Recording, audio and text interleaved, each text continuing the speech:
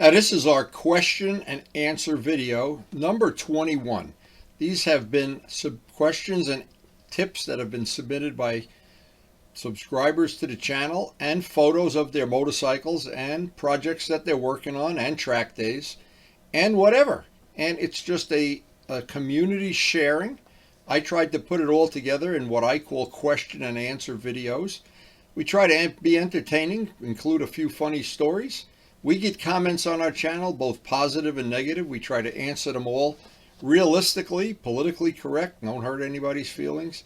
And most of all, the biggest thing is to share information.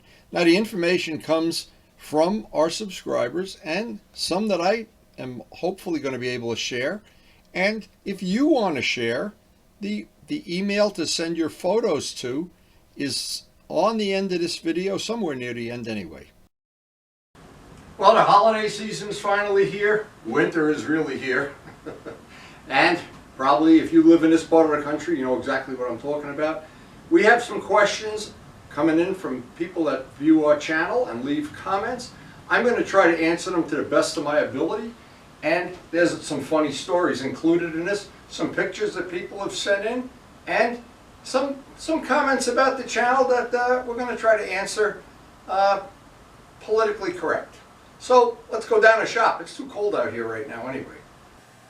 Now, we got so many interesting questions and comments here. Some are pretty funny, some hilarious, and some are very informative. This is one of the ones. This is one of the reasons I love having this channel. Our friend Derek in England has been corresponding back and forth with me on the email and sent me pictures of his restoration project that finally, after many years, he's been trying to find replacement parts. He got up, after watching the videos, got up the courage to start restoring the old parts and bring them back to new. He's busy doing other things, but we've almost become daily correspondence now. But he's repairing. He has an FZR. And he said, he brought up a really good point. You can't buy parts for this bike in England. He's in England. But you have the old parts. So if you can repair the old parts to better than new, just as good. It's maybe even better, because they'll always be better if you do them than the factory did them. And if you paint instead of put stickers on, and you can put more clear than the factory and buff it over and over again, a lot of advantages. Anyway, he lives near Duxford. Now, because I've been to Duxford, we exchanged some emails and some pictures back and forth. Again, that's what the channel's all about. And these are photos of his project. Interesting side note, Derek is pricing out a compressor and a spray gun, and I suggested he try to find the least expensive equipment. You don't need the kind of equipment you need to paint a car to do this, but if you can get a bigger one, of course it's better. Anyway, it looks like he's started, and the trick is use a sanding block and just get used to it. Practice. This is not hard to do. Use CA if you can get it, epoxy, Bondo, whatever it is. My first choice is CA. But this is a bike, I think, when it's done, I think you're going to be as proud as can be of it. Now, a gentleman named M1 Active Alexis, I hope I'm saying it right, don't want to get anybody's name wrong. This is a kind of email I get, and I don't know how to answer it. He says he wears his track bike damage as a badge of honor. I don't know what's so honorable about crashing your bike. I want to be the guy that doesn't crash his bike. And if the girls don't find me attractive because my bike looks brand new, maybe those aren't the girls I want to hang around with. I don't know. But anyway, this is funny, he said. And of course it was, maybe it's all tongue-in-cheek too. When you're a young guy, a lot of stuff is tongue-in-cheek. You find out later in life. Anyway, maybe he's older than me. Anyway, it's a personal thing to decide. I have friends who they use the word patina as a cover-up for not cleaning their bike. But if that makes you happy, that's what motorcycling is all about. You have a dirt bike and you never wipe it off? I got pictures from Stefan in Romania of him riding his T7 through a foot of mud. That's not exactly what I want to do, though. But of course, everybody has something different they like to do. Now, he did say he found using the CA a good way to fix it, even if you don't even if you don't repaint, and he wanted me to explain what CA is. So to make a brief explanation, CA is glue that is what most people think of as crazy glue in a much more aggressive form. It's used basically, one of the things for model airplanes, it'll glue anything to anything almost, if it's clean and dry. It'll glue your fingers together, it'll glue your fingers to your face, among other things. But the good thing is, for what we do, and I've just posted several videos and got a lot of good comments on them. People seem to enjoy knowing that they can fix these parts, especially the guys that have older bikes. Now, if you're not interested in doing the cosmetic part, you can at least use the CA to fix the tabs, to reinforce where there might be a hole or a crack. And then if you don't want to leave, if you want to go take a brick and rub it on the side of the bike as a badge of honor, hey, that's fine too. But again, the beautiful thing and I always like to when I don't agree with somebody 100%, a lot of times I'm wrong, but I always like to end it with, we could still be friends. If you want to have a bike that's immaculately clean and the other guy wants a patinaed out bike or dirt bike, the beauty is we can all be friends. Now our friend John, this is his MT-09, he is now officially 55. Well, you got a lot of riding years left. I would take good care of the bike, and I notice it looks like he cleans it before and after every ride too. Now this is the kind of information, boy, worth its weight in gold. I wish I knew this years ago. Maybe this will save you a lot of work. Scott, who has restored many older motorcycles, sport bikes, touring bikes, various bikes. We're going to show one of his bikes that he restored right after this little talk. He told me something I was not aware of. There's a product, and he sent a picture of the can. Busch, B-U-S-C-H. It removes the clear coat off the engine cases of Yamahas and Hondas, the fork legs, anything that's, they put a finish on the aluminum and then they clear coated it with this. I assume it's some kind of epoxy because I've never found anything that takes it off. But anyway, he said he just did a restoration. We're going to show his restoration. And he said it takes it right off. Now, that is a wonderful tip, and thank you, Scott, for sharing that. Now, I'm going to show the pictures of his latest restoration. He's done several, though.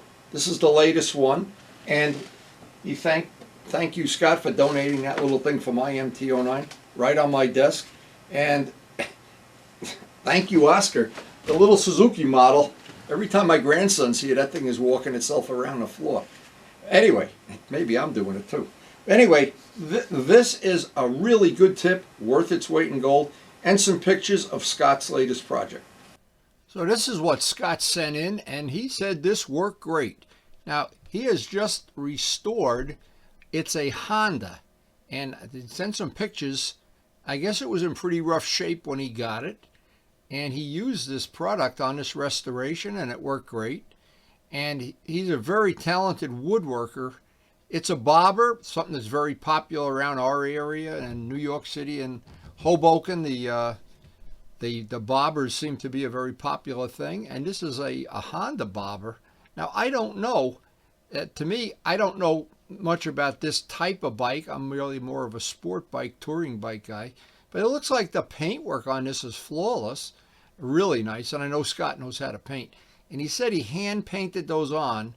Those are not decals on the word Honda. So I know he's impressed. I'm impressed, I should say. Anyway, and I showed this to Karen, and she said, that's a really, really cool looking bike. Now here's a really good comment. RWL. He has a 350, an RZ 350, and he wants to paint the wheels gold. Now some of the versions that I've seen do have gold wheels. And he wants to do it, I assume correctly, he's watched, I'm assuming this, some of the videos that I've posted about how to paint wheels.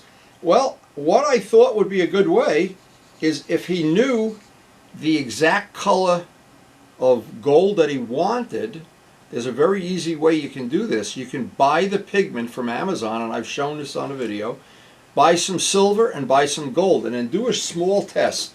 Make a small batch, say 3 or 4 ounces, a little bit of gold, a little bit of silver, and then match it up to that color that you want. Now in my case, my race bikes of the 70s were all black and gold. That was my maybe I only had one can of paint back then. But that was store-bought acrylic lacquer paint. But now there's no reason to do that. You can buy clear paint and 4-to-1 urethane and just mix your own pigment and make your own paint. And it's, for reality is, it's a lot cheaper than buying it at the body shop. I've shown how to do that on previous videos of painting wheels. And the thing is to vary the color gold that you want. In my case, I varied the color silver. I wanted the R1 and the MT09 to be kind of similar, but not exact. And mixing your own paint is, it's like I said, it's on the video. I don't want to make a 20-minute dissertation here, but not that difficult to do. And if you have a friend that's an artist or whatever, somebody can help you, even makes it even easier. Now, in my case, I have Karen helping me. And when I did the silver wheels, I did all kind of samples and all kind of, and had Karen come down and go, that's the one. And usually she's right. Now, if you search the channel for custom wheels, you'll see that all the wheels I've painted, the Kawasaki, the Yamaha, the Suzuki, they're all, every one of these wheels, the complete videos are out there of doing them. There should be any reason, if you have the ambition, you have the inclination to want to do it, and it's something that once you do it, you'll find out it changes the whole look of the bike. And it's a great winter project, winter being something we're coming up on right now around here. Now, a couple of nice little comments I have. Of course, when you have a channel, you get nice comments and critical comments, and both are fine. And hopefully from all of them, you improve and upgrade the channel. The first one is a good one. Paul loves the Camaro green. He has drag bikes, and he thinks that would look good on one of his pro stock drag bikes. I agree. And the nice thing about the Camaro color, by the way, I always have a helmet in my shop to remind me this is a very inexpensive paint that because of General Motors, you'll always be able to find it, always be able to get it. Not so sure about other custom mixed things. Camaro green, it's a winner. The bike I have, the 750 that's green, always get a lot of positive comments about it. Now, you get a good comment, you get one that sometimes I don't know. Lance, and I've answered this personally, but he looked at the video fixing Vlad's belly pan and said, why would anybody spend $2,000 to fix a belly pan? I don't think Lance watched any of the videos prior to it. He doesn't know we do these things as mitzvahs. We don't do them for money. So we do it for our friends. We do it and other people. That's the purpose of the A-Team. We've always worked together. We've always painted things and done mechanical work and fixed things. Now maybe if you had to go to a body shop and pay somebody, Lance, maybe you'd be right. I don't know. But in our case, there's no cash register in this place. All of the things we do helping people fixing their bike and doing that, it's all mitzvahs. And if you don't know what a mitzvah is, you got to ask the rabbi. Now, another thing I love, it is always good comments. Ganji, I hope I'm saying it right, he's from Poland. And he loved the channel, blah, blah, blah, blah, blah. And I told him I was there in 1987 on a modeling expedition. And I walked around. I went to the salt mines, Krakow, Warsaw, St. Mary's, the Black Madonna. I went all over the place on a tour, and I didn't see a lot of motorcycles. So I don't know. Maybe they're on now. That was 1987. This is now. But it brought back a lot of good memories of the trip that I had to Poland. And Peter Zwada was my host. He couldn't have been a nicer or more friendly guy. And in that time, they were just coming out of communism. I got to see a slice of life not everybody does. Now, speaking of a slice of life not everybody gets to see, these are pictures from Romania. Stefan in Romania, and he has been a great friend, sharing videos. He sends me videos of his rides. We've featured his track bikes and track days. He said the last track day he went to, it was the last one because it snowed. I guess they don't do track bikes after that. This is his T7, a Yamaha Tenere, and he obviously has some great photography skills. I'm jealous how beautiful these pictures look. They are really nice. And he went for a ride with his friend, and the guy had a Husqvarna, I think a 710. He sent some pictures. He sent some video. I don't remember it was a 710. And then they switched bikes, and it looked like they were tearing up the road. And look at this beautiful area. Now, I think the area where we live here is pretty nice. Oh, there's the Husqvarna. Pretty nice area to ride in. And he's going to convert this T7 to a little wheel like the Husky has, make a motard out of it. And he's got a plan to get a set of wheels and a set of tires, and I can't wait to see how that's going to play out. That's his winter project. We haven't really finalized all winter projects, and there's his last track day. Okay, this is a good comment, and this is something a lot of people don't know. In fact, sometime I wonder if this would make a lot of bikes that you have to work on, or you do your own maintenance, a lot easier. Brian, you wanted to know where I got the quick disconnect part, and there are several. You can get them from Amazon, and I think the one I got was a promotion one, but I'm not sure because I got it from Luciano. But Amazon has them, I'm sure. Partzilla has them too. And they work well. Now the nice thing about any bike that you have to take the tank off constantly, that means you got to break the fuel line. Whether it's, I have it on my RD, on the FZR, on the 750, all you do is press the little clip, the fuel line comes apart, nothing drips down onto you. And they're probably $15, $10. Now, who knows the way things are going. But anyway, it's an inexpensive part. It makes the maintenance on your bike a lot easier. Some people don't even know they exist. Now, another nice one, and this is from Delcan. He enjoys the information that we share, and he has restored a VFR 400. Now, I'm not familiar with a VFR 400. His next project is a CB750 K2, and he said, like me, he's like me that he's a perfectionist. Well, I don't know about that. You'd have to ask Karen. I don't know. There's certain things in my life I try to keep organized. Some of the things I just don't have the time to organize as much as I wish I could. But of course, for all of us, time is of the essence always. You never run out of, there's not a person that ever lived that ran out of money or food or whatever. You always run out of time first. Adam.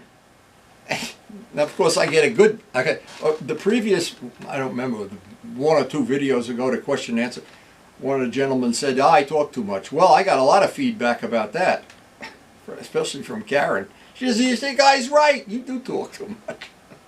Anyway, Adam, he says, keep talking, he likes to hear me talk. Well, I don't know about that.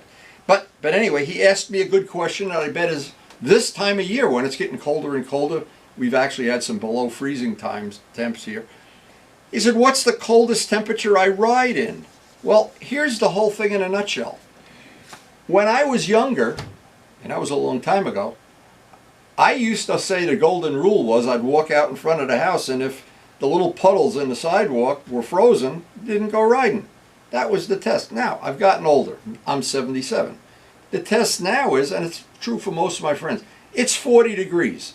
If I go to the Weather Channel and it's less than 40, I'm just not comfortable, because when I go, almost always I go north or northwest, and it's colder there. The ground is higher, and when you get into the shaded areas and you get down around freezing, sometimes that shady area is moist and damp, and the first time you get a little step out, you become a big believer in.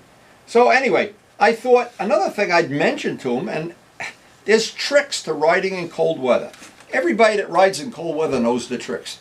You go to a ski shop and buy a set of the underwear that they sell that's made for skiing. That, I have it. It's like silk underwear. It's very thin. It's like a woman's nylon stockings. That keeps you a chance that you're going to stay warm. The heated jacket, if you have that silk underwear on, you get to have the heat from the jacket. If you put a shirt on and then put the jacket, half of the heat you misses. The other thing is, there's tricks to everything. Is you ride at the warmest part of the day. Don't go out at 9 in the morning and get back at 1. Go out at 1 and get back at 4. That's the warmest part of the day. Especially if you're down around freezing or whatever. Now, I found another thing too. I like to go, and in the past I've gone to Luciano's house or somewhere on a really, really cold day. What I do is don't take the highway. take the back roads where you can be going a little bit slower. As you speed up, it really exponentially cools you off. If you can keep the speed down, even God forbid you ride under the speed limit, well, you can enjoy it a little bit more. And it's absolutely good for the motorcycle to have that oil circulate and clean out the moisture out of the exhaust and the fresh air and the exercise. For me, exercise is the big thing. The reason I try to challenge myself to ride almost every day is because I need the exercise. If I start sitting around eating bonbons, not going to work. And then, of course, then I have to deal with the fact Karen will find where I hide the gun, and that'll be the end of me. Now, years ago, of course, we were all younger, and we would go out in the most ridiculous cold weather. We'd meet up at Luciano's house. The late Larry DeTore used to want to ride every single day. He didn't want to quit riding when the roads were icy, and we went for many rides with Larry, and Joe Roselli went for a couple of rides with us over the years, and where it was really brutal. Now, I remember some of these. This is in Harriman Park, we'd get down the road and the road was closed because there was 3 feet of snow on it. And to be honest, I look back at this, it was a lot of fun, and look back at the old 650 before I restored it. And these were fun. It is Joe Roselli's MV Augusta. I used to call this the ice wall. And in the middle of the summer, I'd just put one of those pictures up. It'd cool me right off. It'd be like drinking a glass of lemonade. But the late Larry DeTore did not have an electric jacket. And he went out with some of these. And there was a time, I'm going to tell a story anyway. Luciano did not have electric gloves. And we went from one of these rides. He was so cold. We went down to Circle Cycle and bought a set of electric gloves. His hands were so cold. Anyway, but we're older now. We're a little bit smarter. Well, maybe not that much smarter. We are older, though. And some of these pictures, they bring back wonderful memories. And it's the kind of memories you have. When you go out on a day like today, believe me, when you get home, that cup of coffee tastes so good. It's hard to describe. Very hard to describe. Again, some of the comments I do like to hear from Quan. Quan watched the quick throttle video that I posted not too long ago. And I guess he already made one, but he said, boy, he's very happy. He said it works for him, and it's great. Now, that's the kind of information a lot of people, it would be challenging them to figure out how the ratio of two things moving, how you can make the fulcrum further away and make it move more, give up leverage. It's engineering equations.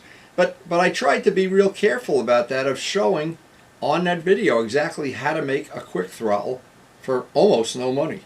Anyway, Stefan in Romania, our best friend, and he sent me thank you for the couple of videos of riding his dirt bike and riding, and his last track day, he said the camera didn't turn on or turned off or something. That's happened to me too. But he had a good tip to share. He said WD-40 works great when you try to peel the stickers off the bike, the Yamaha stickers or whatever, that to get that residue off. And we just had one. I don't remember what we were doing, but I tried to get that residue. On the R1, to take those kneeling pads off, I didn't think of it. The WD-40 would have been good. Now, another great comment.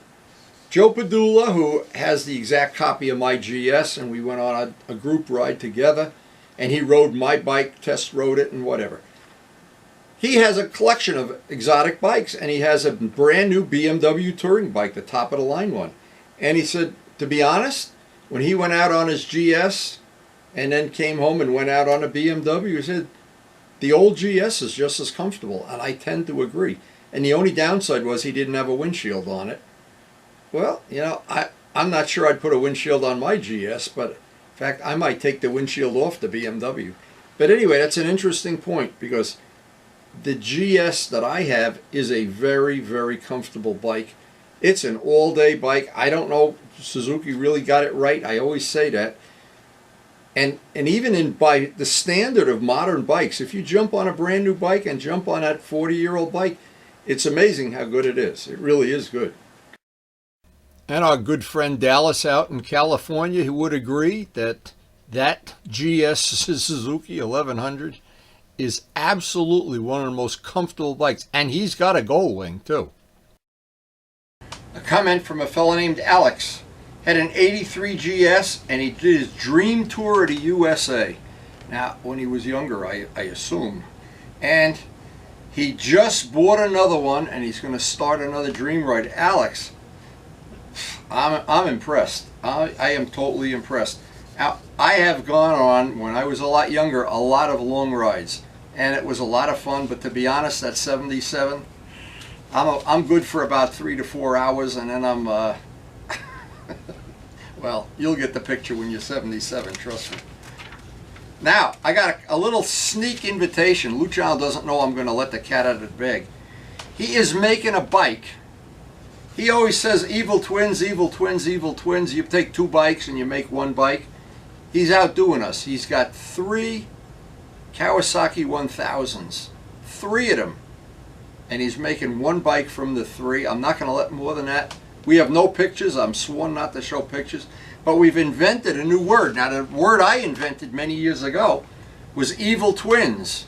Well, this is an evil triplet. Just think about it. Pretty cool. Now, RWL, he asked me about fixing fairings, about using micro balloons. Micro balloons you mix with epoxy and it makes what amounts to be a filler or a thickening agent. And yes, I have, and I like the West Systems ones the best. You can use it with CA, you can use it with epoxy. I'm sure you can maybe even use it with other types of glue. But they fix big gaps in the fairing. And I'm so happy to see that so many people have given it a shot at fixing a fairing. Hey, let's face it, unless you want to show your how tough you are by riding around with a big gouge in your fairing, I don't think it's out of the realm of most people using the techniques that I show. I can't picture it's out of the realm of people being able to do it. Another thing, and these are the answers I try to answer honestly. A fellow named Joe that I've corresponded with many, many, many times. He wants to know if it's worth it. He has a brand new MT-09. Is it better would it be worth it to flash the ECU and put a loud exhaust on? Now, to me, no. And if I had money to spend, if I had, let's say, between the exhaust and the flashing, it's $1,000. I'd sign up for $1,000 worth of track days and get some soft tires. I would not touch the bike. When you try to outsmart Yamaha, you think you're outsmarting them, but somewhere down the road you're going to pay. And you're giving up low. In the case of the MT-09, you start screwing around with the first thing's going to happen. You're going to lose that low end torque, because the low end torque is a tuning thing that comes from intake and exhaust tuning. And that exhaust, it's so nice and quiet. In fact, he said he did it on his RR1000 Honda. He put a pipe on and a flash, and it was so loud he couldn't hear his radar detector. So now, Joe, I try to answer this stuff honestly. It's not for me. If I was a younger person, maybe I'd want to have that loud exhaust. But not many people I ride with are impressed by a loud exhaust. In fact, I can't think of any. I know my MT-09, and this is Joe's. He's got the more modern one. My MT-09 has the most beautiful, smooth, predictable power band I've ever had on a motorcycle. And to screw around with that and make a noisy contraption out of it, not for me. Now, a fellow named Keith, and again, it's okay to have a different opinion. And in fact, I would always welcome another person's opinion, because it gives me a chance to learn something from them. Actually gives them a chance to learn something from me. Kind of a win-win. He says, my radar detector is ugly and I should put clip-ons on my RD400, that I'm riding with grandpa bars. Keith, I don't know if you look at the video the way I do. I am a grandpa, and I do ride with grandpa bars. You're probably a lot younger. You got a lot of enjoyable years in front of you. Put those clip-ons on and enjoy them. Enjoy them as long as you can. That's all I can say. And we can still be friends. You pull up with clip-ons, and the best trick you can ever do, by the way, if you have a friend that has clip-ons on his bike, and he wants to go for a sport bike ride, first go for a 200-mile ride with him. Then at the end of the 200-mile ride, say, let's race, and find some twisty road. It's an old trick. Anyway, Adam Adam, oh my God, this is so, I love a comment like this. He wants a 2023 Street Triple. What do I think? Is it a good choice? Well, one of my really trusted friends that I really trust, Najat, has one. And it's his favorite bike. He's got Ducatis and he's got other things and God knows what, track bikes and street bikes. His favorite bike is the Triumph Triple. Michelle has a Triumph Triple. She loves it. It's a beautiful bike. In every way it can be beautiful. That triple engine that Triumph makes, it's not a whole lot different than the MT-09. It's a wonderful engine. And Jose just got a triple. So I would say you can't go wrong with a triple. That would be my way. Now, Turbo Steve asked me a good question. He noticed on the video, sometime when I pull into my driveway, the radar detector goes off. Yeah. You know what happened? They're building a new police station in town, and they parked the police cars 1 block away. And my radar detector goes through the fence, around the corner, and picks up the radar. That's true. Well, you cannot go, in Rutherford, you cannot go past the police station without that radar detector going off. I don't know why. They leave it on day and night, or it's just that powerful maybe. I don't know.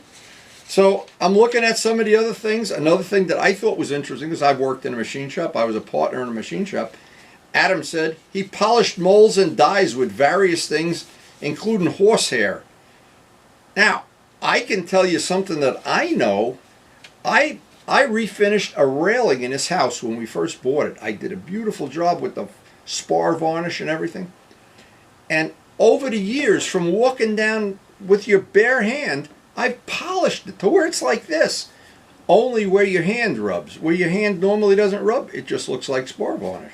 So my point was, you can polish aluminum with your bare hand. You can use toothpaste. And on and on and on and on. And the best polish I've ever used, except I never found it again. I was in Harbor Freight one day, and they had, for electric drills, they were 5-inch buffing pads made out of fur. And I bought one. It worked great. No compound, just fur. And I went back, and they never had them again. So I don't know. Anyway, polishing anything, it's pretty redundant. It's like mixing concrete. And there's no secret to how to do it. And actually, any abrasive is going to result in a polish. But the thing is, when you use a real fine polish like Flitz's 6000 or 3000 grit, 3500 grit, it tends to work real well with the modern 4-to-1 paints and bring up that shine in a matter of minutes. And that's really not a real high-tech trick. And if you're seriously trying to buff something out, this product and the Harbor Freight buffer with a brand new cotton pad, I don't know. I've never found anything easier than this product. Anyway, Adam, this is cool. He bought a 3-inch buffer. I never saw a 3-inch buffer from Amazon. And I'm not sure if it's a rotary, but it must be if it's a 3-inch. And I told him now to be real careful, because new bikes might or might not have on the same amount of clear as if you paint. When I paint a bike, it has plenty of clear. You can buff it 100 times. Not modern bikes. But just be careful and always do a test somewhere where if you do googe it up, maybe the seat will cover it up or something. But I think I got to look and see what a 3-inch buffer looks like. Maybe Adam could send me some pictures. Anyway, he also asked me something, and I never think this is like a common question, but it is. When you wax by hand, what's the trick of waxing by hand? Well, I wax even my car by hand. The thing is, I always like to do, this wax that Joe Padula donated, a Colonite 187, it goes on so easy like butter. And I know Henry Hawk is using it on his truck. Joe, you probably got sales doubled out there since you gave me that wax. And of course it goes on and off. The trick with waxing, put it on, and if it's Colonite, get a brand new microfiber that doesn't have shoe polish on it and dead bugs, and wipe it, buff it perfectly clean. It's the carnauba in wax. There's other ingredients, but the number one ingredient, when you look on a can of wax, who makes it, doesn't matter. carnauba is what's going to give it the protection, and that's good, legitimate information. And Henry's even waxing his Moto Guzzi with it. Henry, wax that up, wax the truck. I'm proud of you. Make them shiny. I was really happy to hear this. Paul sent me a real nice email. He loved the K&W building it and some of the footage we shot about a month ago. And how many among us, if you've gotten to be 60, 70 years old, have never had Lionel trains? I don't know. I've had them since I was a kid. I love them. And hey, Michelle just put up her Christmas village, sent me a picture of it. I sent her a picture of my Christmas tree. It's the holiday season.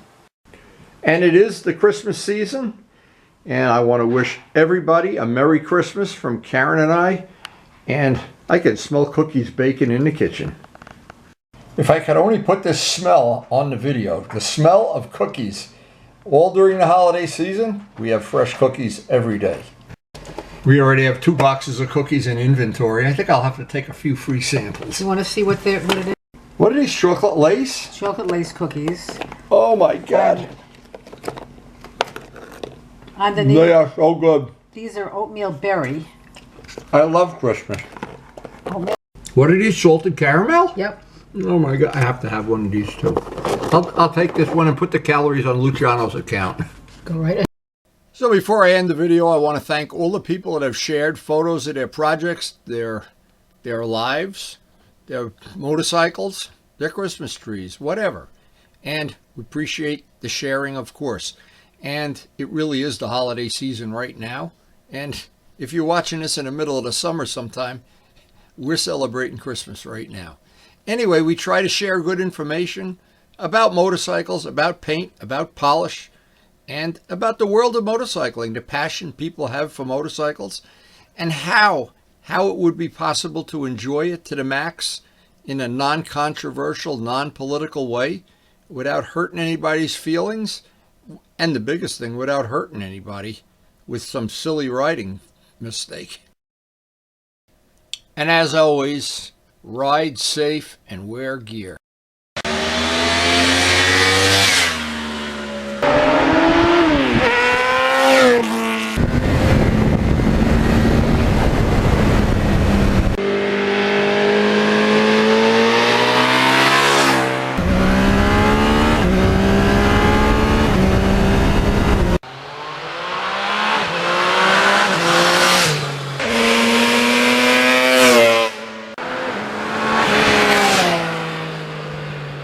And thanks so much for watching.